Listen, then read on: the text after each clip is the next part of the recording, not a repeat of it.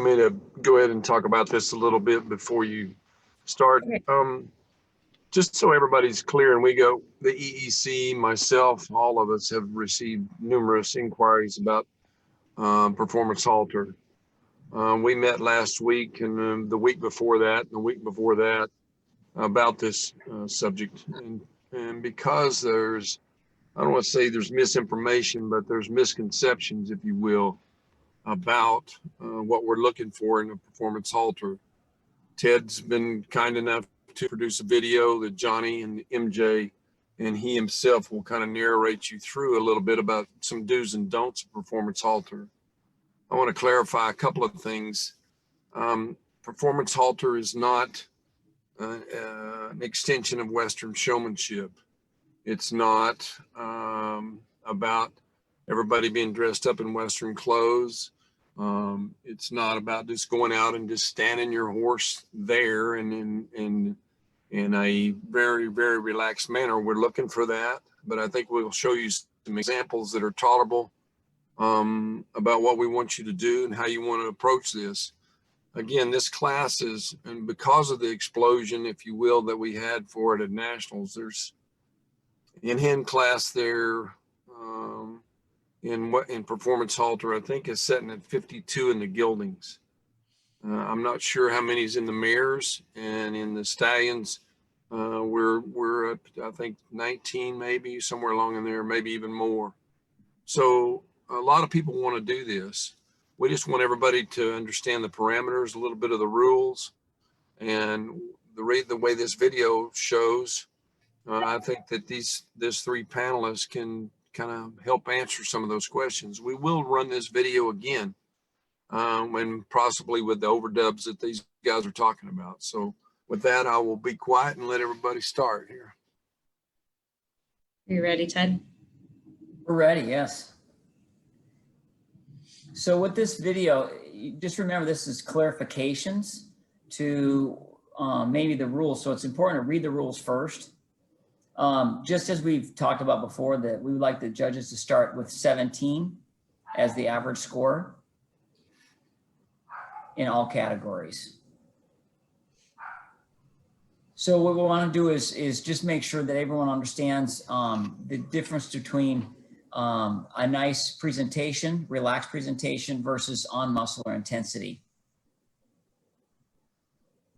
And we also want to distinguish the fact that you can cue your horse. You just cannot use aids with that. So a cue still cannot create a muscle intensity through that. Some clarifications on how a chain can be used, a Boselle, things like that, which you're going to see some examples here coming up.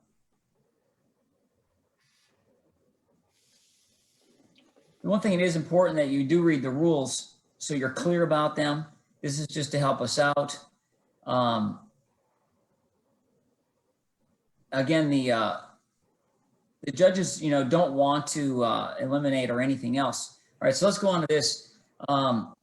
They specifically talk about a chain in a mouth or a chain that can be used. So a horse that has a chain in its mouth would be elimination. The legal modified cavesson, as you can see here, you see this in a lot of hunt horses or bridles. They have a modified cavesson. This is going to be legal in this class. You can also use the chain through the bit, whether it's a captive chain or directly on the horse's chin. Either one will be a legal use of the chain. A Western Boselle is a legal headstall for the junior horse.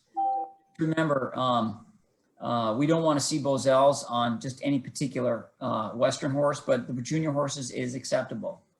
Arabian show halter, which we normally see, is also possible.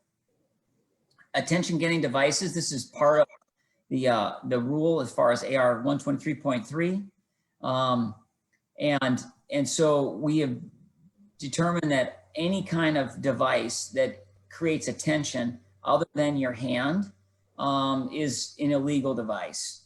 So as you'll see coming up, the examples of this. So any form of carrot, any form of treat, any form of maybe dirt from the arena floor, maybe a hat from a Western hat, or a helmet from a hunt bridle or from a hunt helmet. This is all going to be illegal devices to create attention.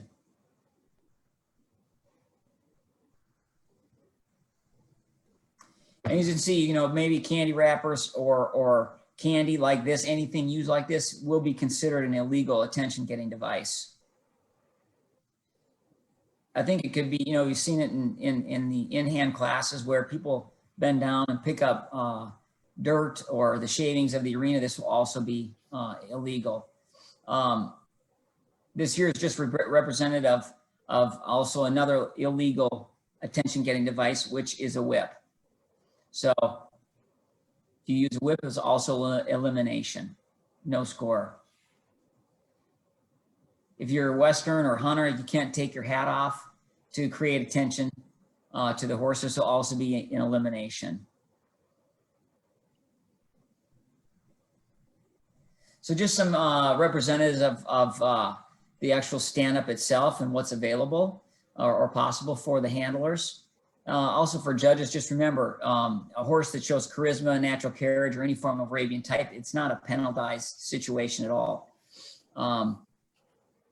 Centering presentation, anything, whether it's eye contact, body movement, hand, arm, or anything that creates on muscle, this is where we want to make a distinction.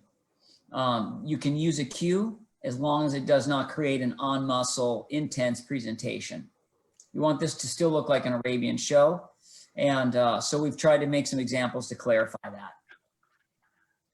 So you'll see an acceptable presentation here with a Western Boselle. You can see the handler is standing in front of the horse. He's using his hand to create a show, but you see no rocking back and forth, very relaxed manner. This is what is a very acceptable presentation. Now in the same horse Boselle situation, the handler steps to the side, uses his hand to get attention. This is an acceptable attention-getting device. This horse here is more considered on the muscle, which you can kind of see some rocking back and forth. The horse is just slightly intense. And this we feel as a penalty situation, and that's deemed on the judge's discretion how they want to use that as far as the amount of penalty points that they want to use.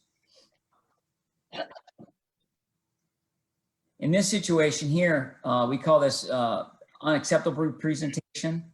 You can see the horse is on muscle, rocking back and forth. It's for sure a penalty point situation and possibly elimination. This is exactly what the intention of this class is, to have more relaxed presentation in this. So as you can see, this horse gets on muscle, coming back and forth from the handler's motions, which we accept or which we deem unacceptable.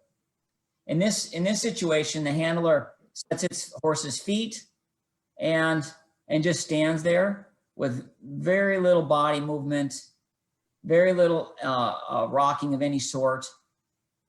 If the rocking got out of hand, okay, it might be a penalty, possible penalty, but in this case, the horse lands its feet, has a very nice presentation, relaxed, but acceptable.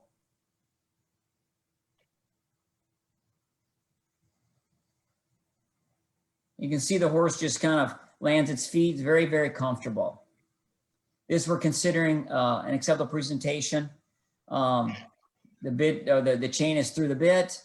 The handler gets in front of them, and it's just a very modest, relaxed stand-up, which is what the intent of this class is. The horse can elevate its neck. It's not saying you cannot. This is a penalty situation because the handler's hand reaches up and the horse definitely rocks back and becomes on muscle. So in this case, a handler cannot make a cue and create on muscle presentation. So there's a real distinct line to that. We would just want, yes, you can make a cue and create attention with your hand, but we do not want the rocking back and forth that creates the on muscle presentation. This is an acceptable presentation. Standing to the side, Raven show halter. And the same rules apply. And just so you know, this particular halter does not have a throat latch on, but it is imperative that they have a throat latch on. Just make sure you're aware of that.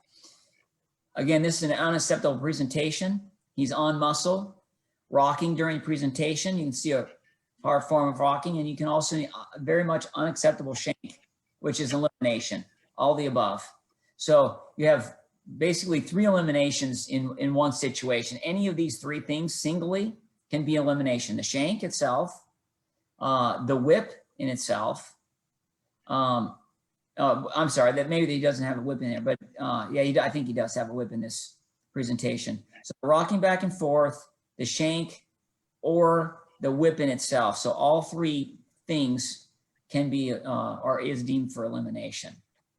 So this is an unacceptable presentation.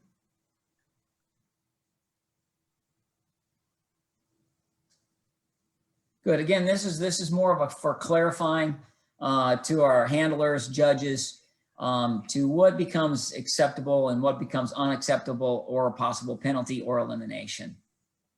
Johnny, you got anything for this? Yeah, I mean, I think that the key thing that we talked about when we put this together is that we want a dignified, relaxed presentation on the horses. And I think if we stick to a dignified, relaxed presentation, then we're going to get what we're after. We just, as Ted said many times, we don't want the intensity that can happen in reading in hand class. I'd like to talk a little bit about the procedures for the performance halter. We're going to be using the exit the ring procedure. So that's going to be 1 horse at a time. There will be an order of go posted. It will be oldest to youngest.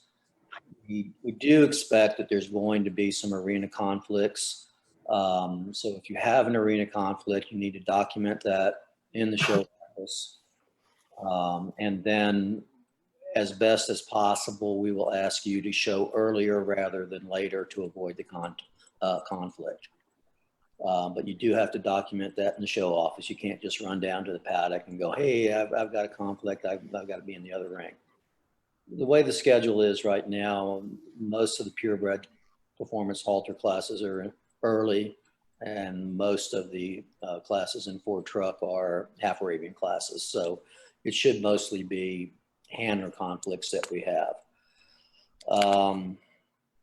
We have a lot of horses entered. We like you in the paddock at least five horses early so that we can keep everything going. You do need to be there present for your order of go. And, you know, you don't have to stay in the paddock once you finish showing. There's a lot of horses, as I said earlier. So once you're finished showing, you can take your horse back to the barn. If you've got horses to show in other arenas, you can go do that. We're still working out exactly how we're going to award the classes because we realize everybody's going to be kind of scattered. So we'll probably have another town hall meeting, or at least talk about it during the exhibitors meeting at the show to see how we're going to handle that. Just due to the number of horses entered, you know, we ask you to be prompt and efficient with your horses. So I think that's all we really have on the procedure of the class. So those that aren't familiar with the exit the ring procedure, you will trot in the arena, you will trot around the arena, you will drop down to a walk, you will walk to the left, you'll turn around, walk to the right, and you will turn right back around, go out and present your horses to the judges, and then when you're finished, you will then trot away. So we're going to emphasize being efficient with this. I think that's all I had on the procedure aspect of it. Okay, Nancy, do you have any final remarks? No, I'm just looking forward to a great show next week, and I thank everyone for coming to the town hall and those that are coming to the show and that have helped us put this on. Thank you very much.